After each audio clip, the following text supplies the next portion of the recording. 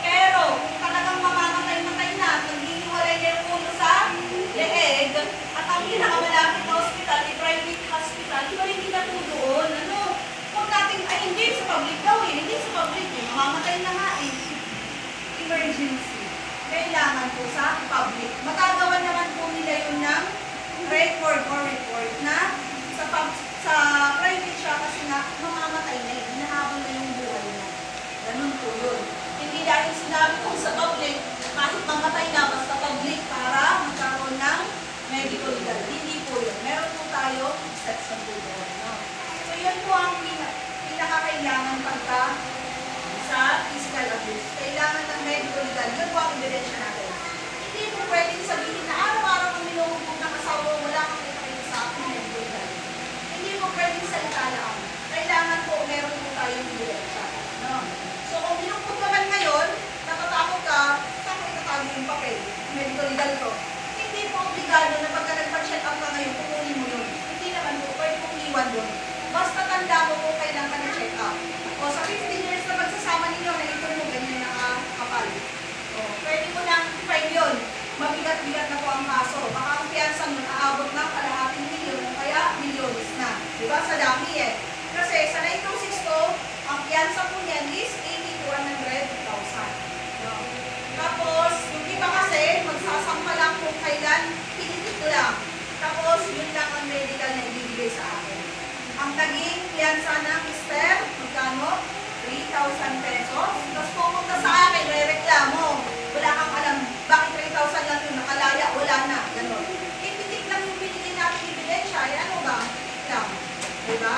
Dapat po, madami kasi yung ebidensya. Para mas mataas ang pagiging penalty. Kasi kung pitik lang, ibig sabihin kasi doon, once ka lang sinaktan ng asawa mo sa tanang buhay na magkasama kayo, at yun lang yung time na nagreklamo ka.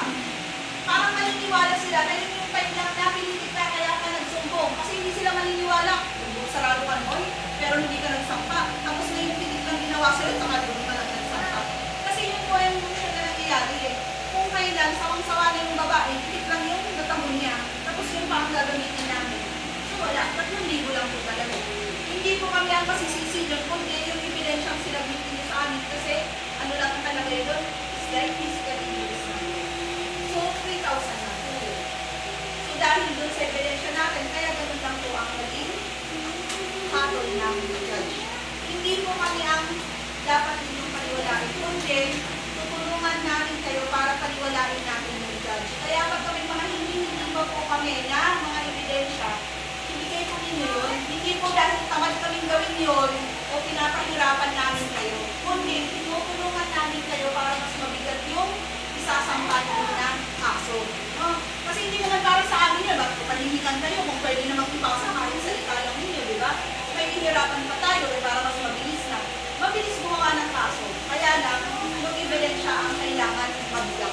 Kasi pagka hindi po mabigat yun, na-review ni fiscal na hindi naman mabigat yung kaso, maaaring ibalik niya, maaaring kunin nila, pero mababaw lang ang hatol.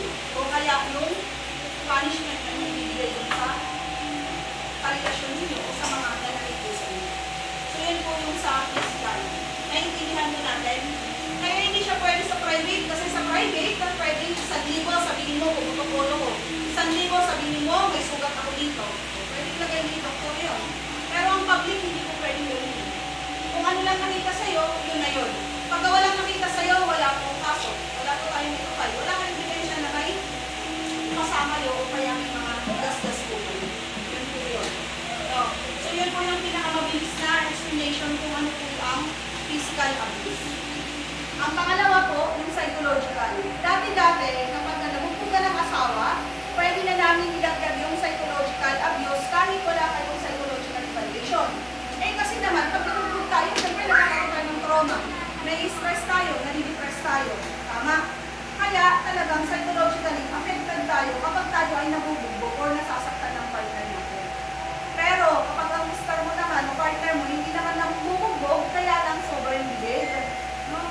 Akala mo siya na ang pinakamagaling na tao. Siya na ang pinakamabango kasi siya kilay. Sabihin, mataba. Sabihin, maluwag. Diba? Yung mga may anak dito, kayo na po magpaliwanag sa mga anak nyo. Baka may marinig dito, kayo na magpaliwanag. So, pag kasi sabihan,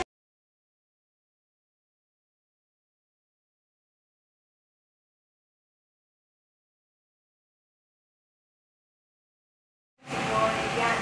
Ang ano ko kasi, pagka-enrollment na mga June, mga ganun, diba, tama, yung mga enrollment, ang dami pumupunta sa akin dahil sa financial. Kasi hindi sinusustentuhan yung mga anak nila. Sa PNP kasi, kailangan 6 months dire-diretso na hindi nasustentuhan yung anak nyo bago yung tayo makapagpay ng financial abuse. Kaya lang, minsan, ang lalaki magaling alam niya 6 months bago masampahan, 4 months, nagbigay ng pera. Kailangan mo, tinanggap mo, kung lang 6 months. Diba? Magagaling yung mga yan. So, ang gagawin na lang po, pagka magkabarangay kayo, alam mo yung barangay, pupunta ka po ng barangay, papatawag si lalaki, mag-uusap kayo sa barangay kung paano yung sustento sa anak. Magkasundo man kayo o hindi, kukunin mo yung letter.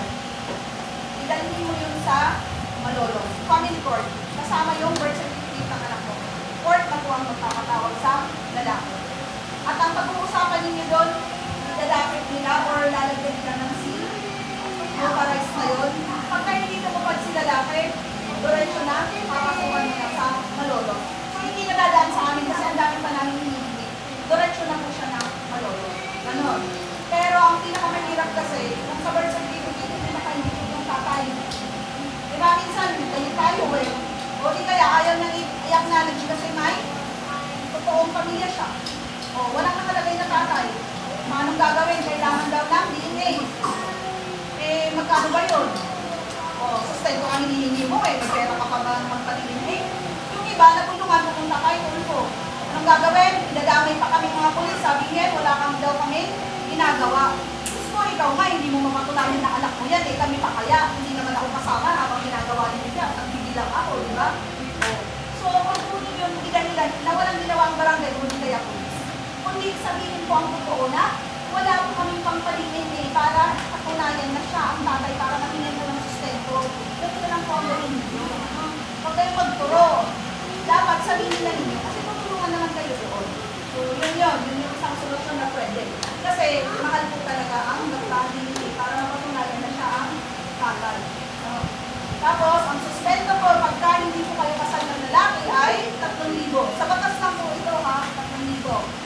Ang sa asawa, o sa mag-asawa talagang kasal sila, 5,000. Ngayon, hindi lang po doon natatapos yun na 3,000 at 5,000. Paano kung yung asawa mo, ang sahod naman is 150,000 a month. Diba? 5,000, sasapat ba yun? Sapat siguro pagka-baby pa at gatas lang yung ano niya. Kaya lang, pagka lumalaki nag-aaral yan, kulang ang 5,000. So, nakadepende po kung magkano ang sahod ng asawa niyo. Anong nakalagay sa basic. Pero, sabi ko nga, mga lalaki, may mga napagtatanungan, anong gagawin? Mag-dodong ng malaki para matira sa basic. Ay, magkano na lang. O, 5,000 na lang. O, paano mo mahihingi nga naman yun? Diba? Magkagaling, no? So, may mga iba ngayon, pagka-government employee ka, katulad namin, mga police, DFT, mga ganun, ang nangyayari po pag may mga ganun na nagkakaroon ng sustento ng anak, pupunta lang po sila sa finance namin. Sa finance, pagpunta doon, patunay may birth certificate, naka-acknowledge yung police na anak nito, ang mangyayari, bibigyan ng IPM yung anak. Sumapit na po yung kaltas. Kung magkano na pag-usapan nila nagkakaltas, yun po ang diretso sa IPM po ng bata. No. Yun sa amin. Pero may iba naman na mga private companies na pumapayag sa ganun. Punta lang po kayo sa admin nila, tapos ganun din, bibigyan kayo ng IPM, tapos diretso na kaltas doon sa sahod. Para hindi tayo parang kawawa na nanghihingi sa lalaki. Tapos manghihingi ka, anong kapalit ka?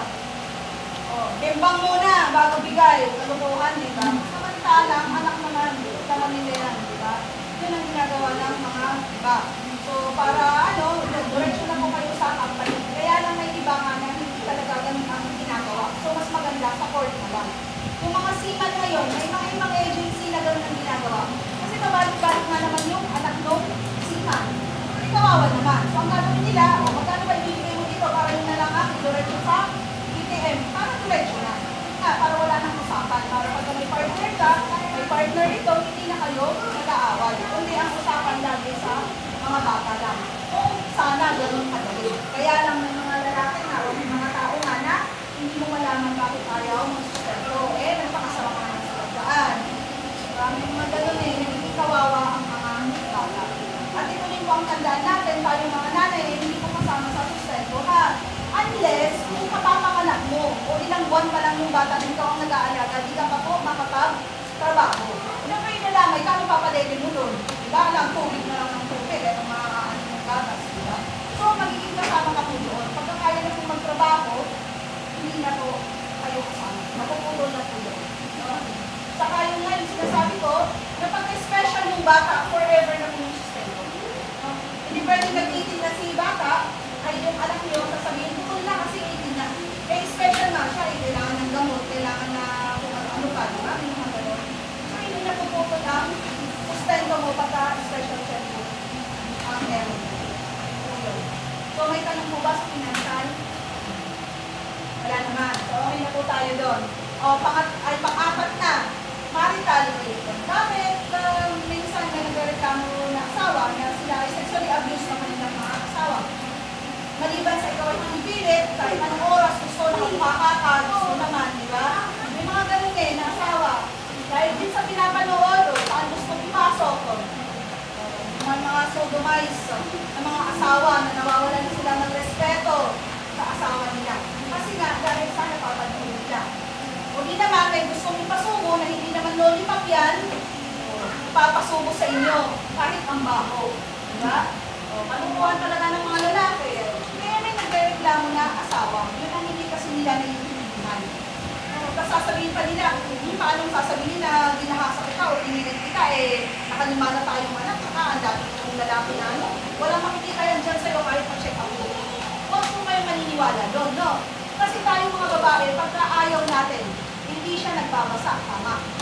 Yung mga bata, yun yung tama to, pagka hindi mo talaga gusto, hindi nagbabasa yan, dry mo yan. So pag pinilit na pasukan yan, pagkakaroon ng gasgas. Ang gasgas na yun, yun po yung tinatawag ng doktor na laceration. Sa mga nagagahasa, yun din po ang tinitingnan nila. So pag walang mga laceration doon, sa ari ng tao na yun, kasi sinabi niya nagahasa siya, ibig sabihin nun, gusto niya kasi nagbasa. Kaya walang gasgas. Unless naman, isang oras labas-pasok doon. Meron po bang ganun? Diba? Wala, minuto lang yan eh, diba? Yun yung ano nun eh, yun yung dahilan, kaya nakikita talaga kung sila ba ay sexually abused o kaya nagustuhan naman nila yung ginawa sa kanila. So, hindi pwede na dahilan na dahil marami kang anak, hindi makikita. Makikita po yan. Kasi kung ayaw niya, ay talagang magkakaroon ng gastos pag sinilit na ipasok. Diba? Kasi mamaya sabihin sa inyo yan, wala makikita. Oo nga, wala makikita. Huwag naman kasi, nasabihin na, may isa kasi akong kaso, na nalasing daw sila, ginahasa ng kapitbahay. Ito namang bongbong na asawa, pag-uwi, hindi ginawa. O, nagbimbangan sila. O, sino makukuhanan ng ano doon, pag tinatest ko, eh di siya, lumulubog, diba? Ano yun, makitesting mo, malalaman mo, kung talagang may pumasok na iba doon, kaya tinry mo din. Imbis na dalhin yung asawa niya sa amin, okay, umano muna siya, score muna. Isip yun. Diba? Tapos mag-aaway pa sila sa harap ko. Sabi ko, eh, ito ang ano, malaki kang team. Eh, bakit hindi mo dinala agad sa akin? Hinulong mo pa. Ano ngayon nalaman mo?